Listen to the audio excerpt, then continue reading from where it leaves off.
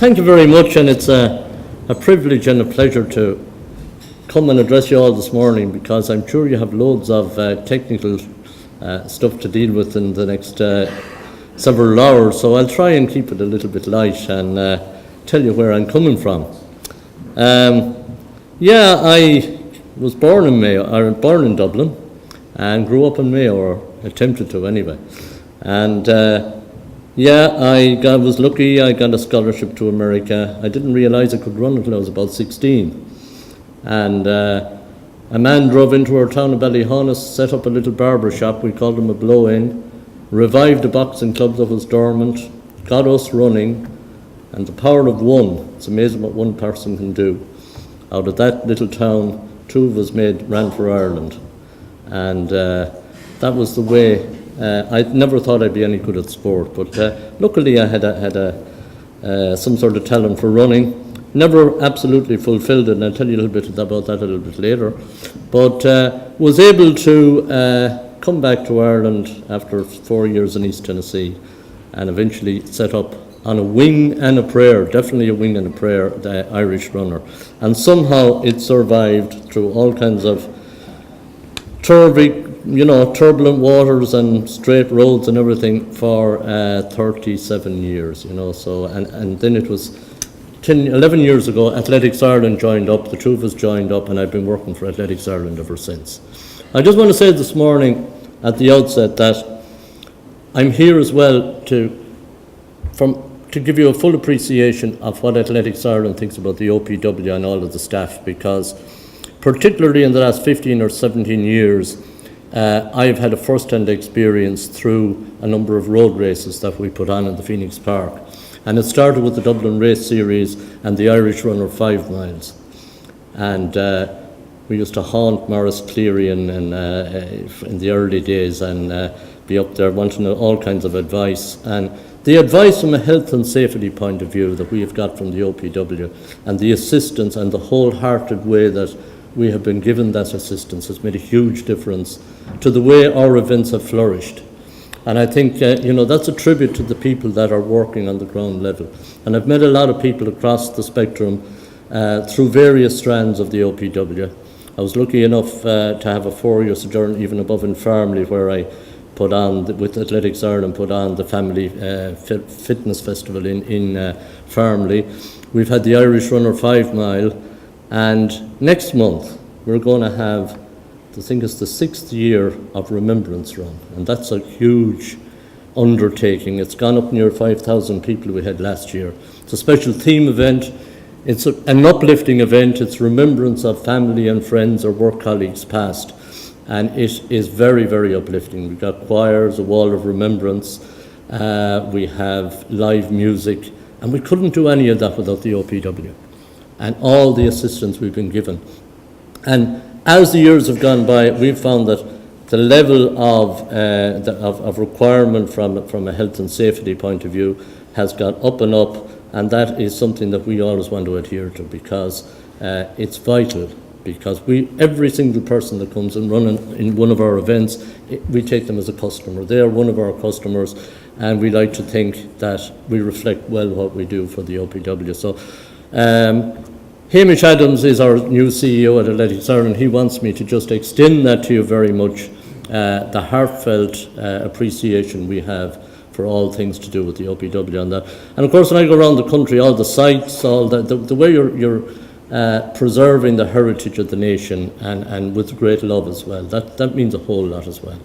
So this morning I'm going to kind of ramble through a few bits of stuff. Like my life, I often say, is like a meandering stream. And yes, I came to Dublin from Mayo, and I ended up as a postman out in Sheriff Street and then in Swords. Then I got the scholarship to America.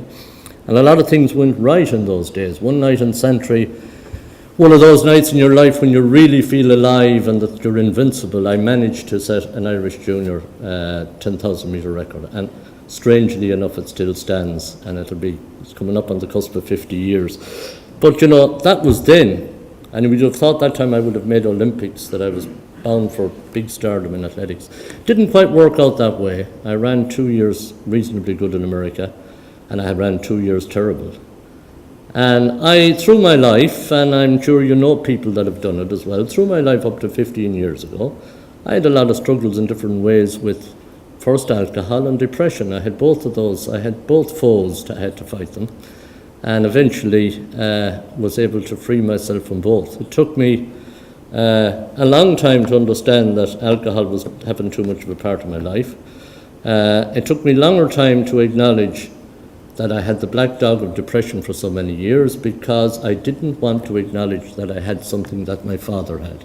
I had seen him afflicted with that for so many years, and I didn't want to acknowledge that. And once I was able to take off them shackles, get help, realize that things have a value as well, the value of every day being able to go out and smile and feel free. It has meant so much, and I may touch a little bit on it in the course of the morning now here as well. But they were the things, they were challenges, and they were challenges that actually took my running off stream. And I deviated in a whole different way. I went down the road of literature and songwriting and poetry and all that sort of stuff because my running hadn't worked out. But happily, I managed to get some sort of balance between the two. And I don't have any regrets. I gave running as good a shot as I was able to. I got injured my first couple of days in America, and I was kind of caught with that for a number of years. I could have done better. I know I could have done better. But the richness of the life that I found, even outside of running, in singing and poetry and song and all that sort of stuff, that has sustained me through life. And as I say, when I put a value on the things, of being able to get the help, do the work. And today I'm very, very happy to be up in front of you here and say that I neither have a problem on the alcohol front or the depression. That has taken a long road. It's taken up to 15 years ago, it was really when the light came on. And but I had to embrace it, and I had to learn a lot along the way. I had to learn a lot about myself as well. So anybody that ever knows anybody or whatever, I always bring that in because I think it's important. There is no such thing as a hopeless case in my view. I think everybody has the opportunity or hopefully has the opportunity to see the light at some point. So it's great to come down here of a morning and say, Jesus, how am I going to face all of you people here? But, you know, it's lovely. We have autumn here. Autumn this morning is something that I feel so blessed to be out in. It took me a long time to get here from over in Raheny this morning. And on the way, I just switched off and said, you know, we'll get here when we get here. There's nothing I can do about the traffic. It's a lovely morning, it's a little bit of rain. But look at the photo there, you know. I think every morning I get up, I just feel that it's absolutely magic nowadays. And I remember a postman down in my hometown in Mayo. And I was only a kid. And it's amazing how little things resonate with you. And I just was a little kid outside a sweet shop, and I said to him, "Another day, Jimmy." And he was putting on his bicycle clips, and he looked up at me very serenely and calmly. He said, "Yes, Francis, one more day and one day less." I never forgot it, because some of the things that I now value so much and sustain me, that every single day is a gift. And you know, there's a great friend of mine in America, Elizabeth Hunter, and she wrote a lovely piece one time called The Gift of Days. And she talked about so many things we hope for. We hope for, you know, a career that works out well, abiding love, children that do well, a home that is permanent, shelter and all the rest of it. She said we can never be sure of any of those. The only thing we can be sure of is our gift of days, one day at a time. And this morning when I was driving in the traffic, I thought of a man that used to walk the streets of the city here. And he walked them night and day, and he's now down in a nursing home in Kerry. And I felt a great love for the man this morning, because he gave so much to the city and he gave so much to writing. And I'm going to read you just a little bit, and I'm going to meander in and out a little bit, so if you bear with me on a few things. There are two men that I think did huge work. You folks are doing so much to preserve the heritage of the country. There are two men in literature, I believe, and loads of women, of course, as well, but two men in particular that stand out for me in October. And one of them is, of course, Patrick Kavanagh, and the other is Brendan Kennelly. And I'd like to just because the memory hit me of Brendan coming in today in the car, and he used to walk all over Dublin. I'm just going to do a little bit that might have some resonance with somebody here. It's called Begin Again, and I think we all need to probably look at that sometime, particularly in the waning year. And it goes something like this. Begin again to the summoning birds, to the sight of the light at the window. Begin to the roar of morning traffic all along Pembroke Road. Every beginning is a promise, born in light and dying in dark determination and exaltation of springtime, flowering the way to work. Begin to the pageant of queuing girls, the arrogant loneliness of swans in the canal, bridges linking the past and future, old friends passing through with us still. Begin to the loneliness that cannot end, since it perhaps is what makes us begin. Begin to wonder at unknown faces, at crying birds in the sudden rain, at branches stark in the willing sunlight, at seagulls foraging for bread, at couples sharing a sunny secret, alone together while making good. Though we live in a world that dreams of ending and that always seems about to give in, something that will not acknowledge conclusion insists that we forever begin. So I believe this in all our lives. I suppose from the meandering stream of my life, I believe that we always have to try for new beginnings.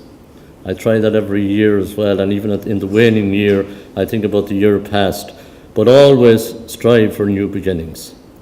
And I did a little book about 3 years ago.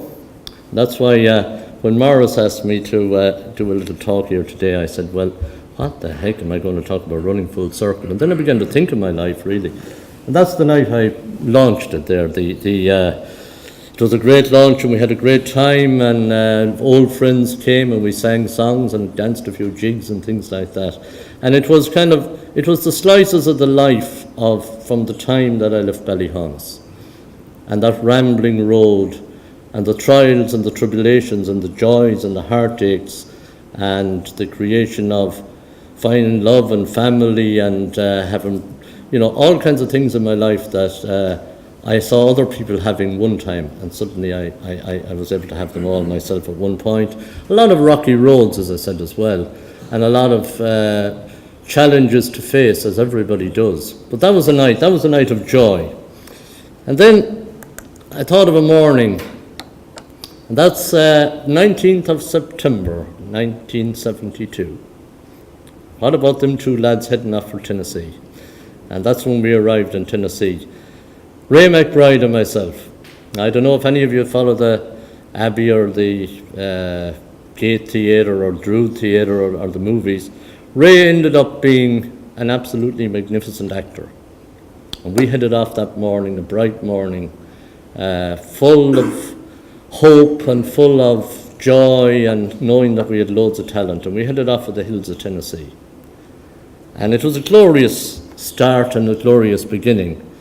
And for 4 years we were the best of friends, and we still are. We're absolute lifelong friends.